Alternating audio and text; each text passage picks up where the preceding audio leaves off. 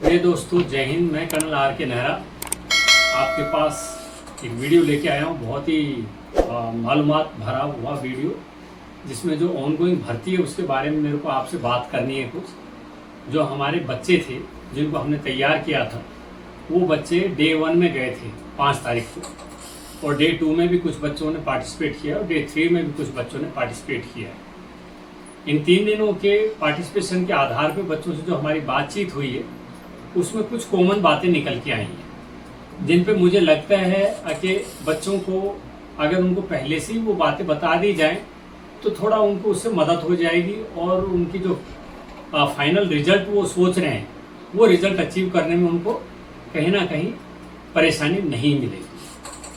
पहला तो क्या है कि करीबन 550 से लेकर 550 बच्चे बुलाए जाते हैं रोजाना के रोजाना, और उन बच्चों का सबसे पहला जो इवेंट होता है, डॉक्यूमेंट वगैरह देखने के बाद उनकी दौड़ कराई जाती है। दौड़ में 50-50, 60-60 का एक बैच बनता है, और उस बैच के अंदर दौड़ाया जाता है बच्चों को। दौड़ में लगभग 500 में से 550 बच्चों में से लगभग 300 से ऊपर बच्चे पास हो जाते हैं। फिर क्या होता है, जब 50 का बैच एक बनाया, 50 या 60 का एक बैच बनाया, तो उस बैच के हिसाब से बच्चों को आगे के जो टेस्ट होते हैं वो भी लिए जाते हैं।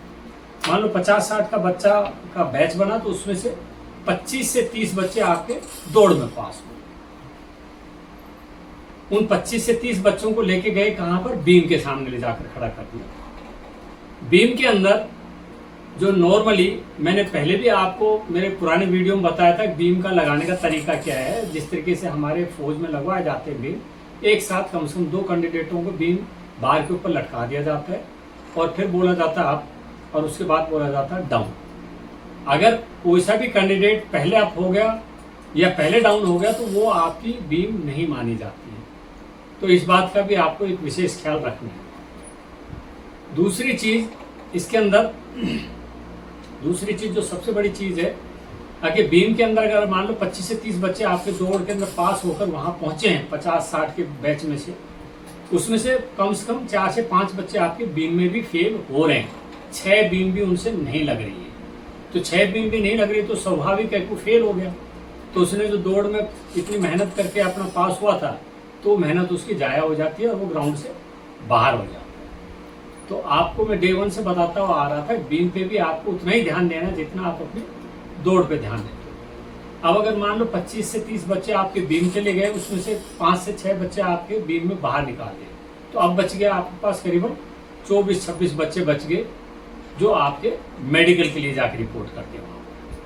अब मेडिकल के अंदर हमने एक आपको डिटेल वीडियो बताई थी, जिसमें आपको ये बताया था किस किस तरफ आपको ध्यान देना है, मेडिकल में क्या क्या चीज़ें जरूरी हैं, जिससे आपका मेडिकल जो है वो अच्छे से अच्छा हो जाए, और जिस मन चाहा आपको रिजल्ट मिलने में आपको आसानी हो जाए। पर चूंकि बच्चे उस चीज़ पे कम ध्यान दे रहे हैं, बहुत से बच्चों के अभी भी कानों में वैक्स पाया जा रहा है, जिसकी वजह से उनको टेम्प्रेरी अनफिट का वो मिल रहा है।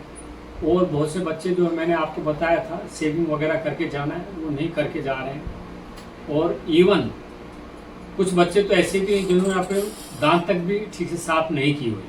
तो आप ये मान के चलिए कि स्वाभाविक तौर पे डॉक्टर कहीं ना कहीं आपको उन चीज़ों में या तो फेल करेगा या आपको पॉइंट दे देगा। तो जो ग्राउंड फिट है वो बड़ी मुश्किल से एक 25 के बैच में, मोटे मोटे आपको बता रहा हूँ, 25 के बैच में ग्राउंड फिट में बहुत मुश्किल से अगर बच्चे निकल रहे हैं, तो 8 से 6 बच्चों के बीच में हर बैच के अंदर इतने ही बच्चे ग्राउंड फिट हो रहे हैं। बाकी बहुत सारे बच्चे वहीं से परमानेंट भी रिजेक्ट हो रहे हैं, और आधों से ज़्यादा बच्चों के टेम्परेरी रिजेक्शन का जो पॉइंट लगता है वो लग रहा है, और फिर आगे उनको मिलिट्री हॉस्पिटल के लिए रेफर किया जा रहा है। तो इससे आप खुद ही समझ सकते हो, अब डे 1, डे 2, डे 3 के अंदर जिस हिसाब से दौड़ में बच्चे पास हुए, और उसके बाद जिस तरीके से फिर बीम में बच्चे पास हुए, और उन दोनों इवेंट को क्लियर करने के बाद, जो ग्राउंड के इवेंट क्लियर करने के बाद जब मेडिकल में आता है, तो मेडिकल के अंदर भारी रिजेक्शन हो रहा है या टेम्परेरी पॉइंट लग रहे हैं।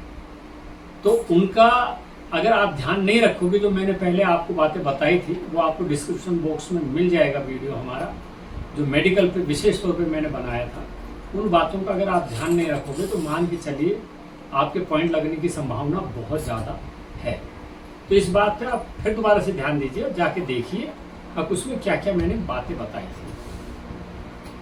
बाकी आपको ये बताना मेरे को बड़ा सुखद सा एक अनुभव लग रहा है कि बाकी पुरानी जितनी भर्तियों को हम लोगों ने देखा है या उन भर्तियों से जो कैंडिडेट आए हमारे पास चलकर बाद में, उनका बस यही था कि साहब अव्यवस्था बहुत रहती है भर्तियों में, ना पानी पीने को मिलता है, ना कहीं धूप में बैठने की जगह होती है, वेटिंग भी हमारे को ऐसी धूप में करा दी जाती है और बहुत ही अव्यवस्था रहती है। ये मान लो शाम तक बच्चा वहाँ रहता है ग्राउंड में, लगभग वो पूरी तरीके से एग्जॉस्ट हो जाता है और फिजिकली तौर पे मेंटली तौर पे बहुत ज़्यादा थकावट हो जाती है। बट इस बार जो अलवर का भर्ती कार्यालय है उसने बहुत ही उत्तम प्रबंध किया है। भर्ती का पूरा जो सिस्टम है उसको शुरू में जब बच्चे आते हैं रात को, उनका वेटिंग एरिया बहुत अच्छा है, जहाँ सरसरी नज़र में उनके बच्चों के सारे डॉक्यूमेंट चेक होते हैं, कौन सी तहसील से बुलाए, क्या उसी तहसील के हैं या नहीं बच्चे। तो आपको लंबा चौड़ा वेटिंग एरिया मिल रहा है, वहाँ पर पानी पीने की व्यवस्था है, इवन खाने तक की व्यवस्था है और पूरी व्यवस्थाएं वहाँ पर बहुत सुचारू रूप से चलती है। बैच के अंदर बना के आगे भेजते हैं ग्राउंड के अंदर। ग्राउंड के अंदर अलग अलग बे बने हुए हैं जिनके ऊपर पूरे वाटरप्रूफ शेड लगा रखे हैं। आपको अलग अलग शेडों में बैठाया जाता है, जिसका जो इवेंट होता है उसी इवेंट के हिसाब से। तो ये मालूम पड़ता है कि आपके भर्ती के अंदर जो वहाँ भर्ती के लिए बच्चे जा रहे हैं, शिक्षार्थी जो जा रहे हैं, उन बच्चों के लिए उत्तम व्यवस्था की गई है। तो आप ज़्यादा चिंता ना करें, ठीक है। पानी वानी अब आपको वहाँ पे भी अवेलेबल हो रहा है। अगर आप अपने साथ किसी वजह से लाना भूल गए तो इस बात के लिए आपको ज़्यादा चिंता करने की ज़रूरत नहीं है। आपको छाया वाया में भी बैठाया जाता है और अगर और भी कोई आपको कोई छोटी मोटी समस्या होती है तो उसका भी आपकी समस्या का निदान करने की कोशिश की जाती है। मुझे उम्मीद है आप लोगों को ये मेरा बनाया हुआ वीडियो ज़रूर आगे के आने वाले टेस्टों में कुछ न कुछ मदद करेगा और जो बच्चे अभी भर्ती के लिए पहुंचने वाले हैं वो इन बातों का ध्यान रखेंगे और अपना अच्छे से अच्छा परफॉर्मेंस देके सेलेक्ट होंगे। जय हिंद, जय भारत।